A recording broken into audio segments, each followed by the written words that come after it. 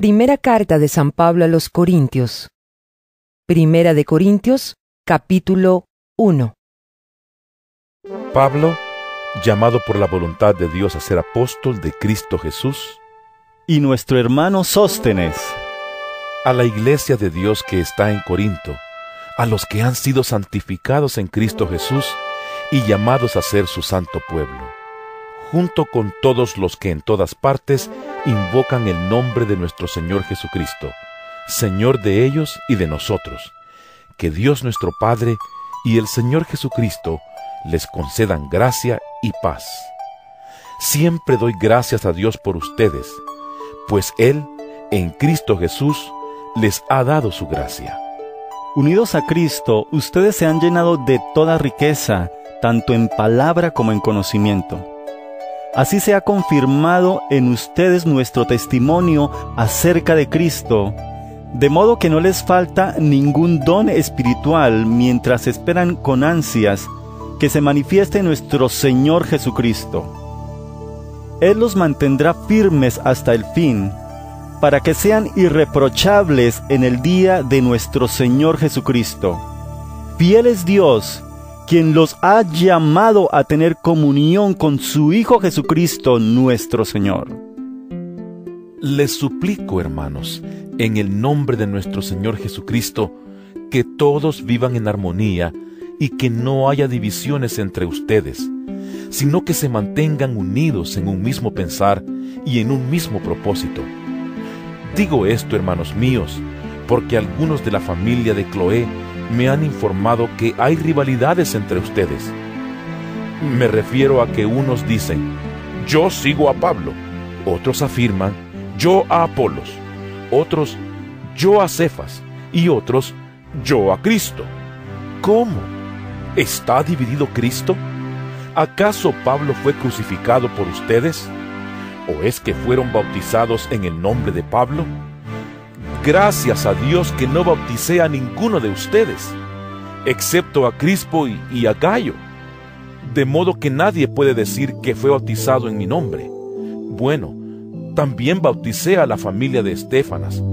Fuera de estos, no recuerdo haber bautizado a ningún otro, pues Cristo no me envió a bautizar sino a predicar el Evangelio, y eso sin discursos de sabiduría humana, para que la cruz de Cristo no perdiera su eficacia.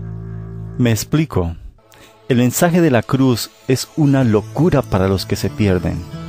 En cambio, para los que se salvan, es decir, para nosotros, este mensaje es el poder de Dios, pues está escrito: destruiré la sabiduría de los sabios, frustraré la inteligencia de los inteligentes.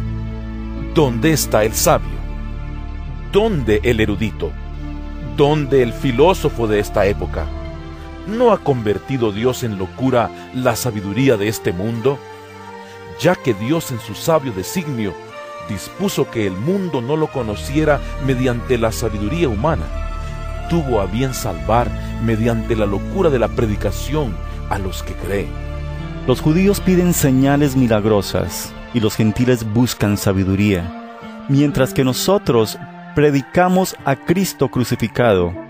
Este mensaje es motivo de tropiezo para los judíos y es locura para los gentiles.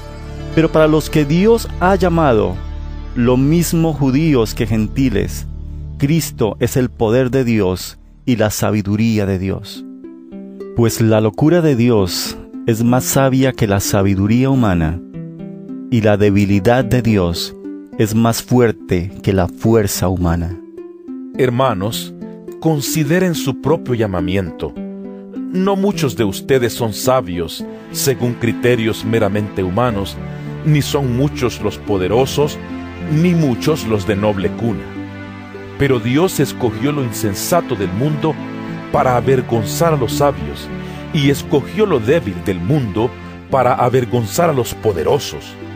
También escogió Dios lo más bajo y despreciado, y lo que no es nada, para anular lo que es, a fin de que en su presencia nadie pueda jactarse.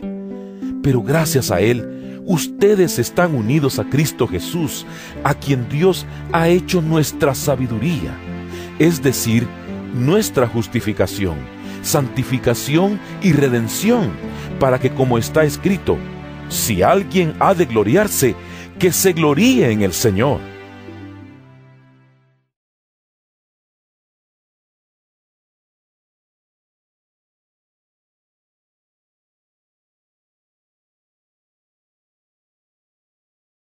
Primera de Corintios, capítulo 2.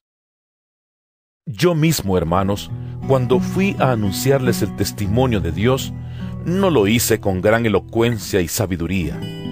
Me propuse más bien, estando entre ustedes, no saber de cosa alguna excepto de Jesucristo y de éste crucificado. Es más, me presenté ante ustedes con tanta debilidad que temblaba de miedo. No les hablé ni les prediqué con palabras sabias y elocuentes, sino con demostración del poder del Espíritu, para que la fe de ustedes no dependiera de la sabiduría humana, sino del poder de Dios. En cambio, hablamos con sabiduría entre los que han alcanzado madurez, pero no con la sabiduría de este mundo, ni con la de sus gobernantes, los cuales terminarán en nada. Más bien, exponemos el misterio de la sabiduría de Dios, una sabiduría que ha estado escondida y que Dios había destinado para nuestra gloria desde la eternidad. Ninguno de los gobernantes de este mundo la entendió, porque de haberla entendido, no habrían crucificado al Señor de la gloria. Sin embargo, como está escrito, ningún ojo ha visto, ningún oído ha escuchado, ninguna mente humana ha concebido lo que Dios ha preparado para quienes lo aman. Ahora bien, Dios nos ha revelado esto por medio de su Espíritu, pues el Espíritu lo examina todo, hasta las profundidades de Dios. En efecto, ¿quién conoce los pensamientos del ser humano sino su propio espíritu que está en él? Asimismo, nadie conoce los pensamientos de Dios sino el Espíritu de Dios. Nosotros no hemos recibido el espíritu del mundo, sino el Espíritu que procede de Dios, para que entendamos lo que por su gracia Él nos ha concedido. Esto es precisamente de lo que hablamos, no con las palabras que enseña la sabiduría humana, sino con las que enseña el Espíritu. De modo que expresamos verdades espirituales en términos espirituales. El que no tiene el Espíritu no acepta lo que procede del Espíritu de Dios, pues para él es locura. No puede entenderlo porque hay que discernirlo espiritualmente. En cambio, el que es espiritual lo juzga todo, aunque él mismo no está sujeto al juicio de nadie, porque ¿quién ha conocido la mente del Señor para que pueda instruirlo? Nosotros, por nuestra parte, tenemos la mente de Cristo.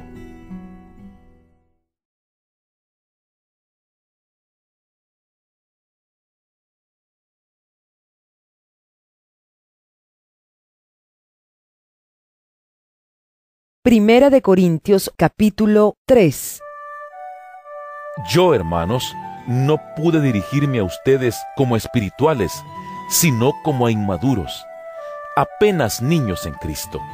Les di leche porque no podían asimilar alimento sólido, ni pueden todavía, pues aún son inmaduros. Mientras haya entre ustedes celos y contiendas, ¿no serán inmaduros? ¿Acaso no se están comportando según criterios meramente humanos? Cuando uno afirma, yo sigo a Pablo, y otro, yo sigo a Apolos, ¿no es porque están actuando con criterios humanos? Después de todo, ¿qué es Apolos? ¿Y qué es Pablo? Nada más que servidores por medio de los cuales ustedes llegaron a creer, según lo que el Señor le asignó a cada uno. Yo sembré, Apolos regó, pero Dios ha dado el crecimiento. Así que no cuenta ni el que siembra ni el que riega, sino solo Dios, quien es el que hace crecer. El que siembra y el que riega están al mismo nivel, aunque cada uno será recompensado según su propio trabajo.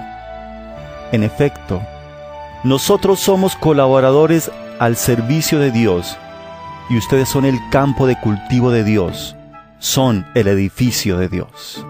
Según la gracia que Dios me ha dado, yo, como maestro constructor, eché los cimientos, y otro construye sobre ellos.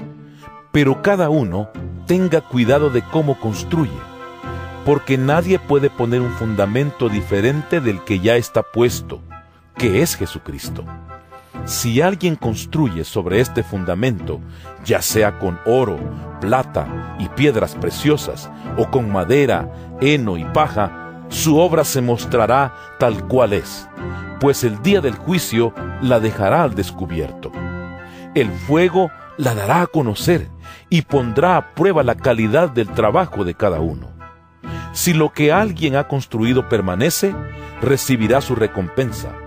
Pero si su obra es consumida por las llamas, él sufrirá pérdida. Será salvo, pero como quien pasa por el fuego. ¿No saben que ustedes son templo de Dios y que el Espíritu de Dios habita en ustedes? Si alguno destruye el templo de Dios, él mismo será destruido por Dios, porque el templo de Dios es sagrado, y ustedes son ese templo. Que nadie se engañe. Si alguno de ustedes se cree sabio según las normas de esta época, hágase ignorante para así llegar a ser sabio. Porque a los ojos de Dios, la sabiduría de este mundo es locura, como está escrito: Él atrapa a los sabios en su propia astucia. Y también dice: el Señor conoce los pensamientos de los sabios y sabe que son absurdos. Por lo tanto, que nadie base su orgullo en el hombre. Al fin y al cabo, todo es de ustedes, ya sea Pablo o Apolos o Cefas o el universo o la vida o la muerte o lo presente o lo porvenir. Todo es de ustedes, y ustedes son de Cristo, y Cristo es de Dios.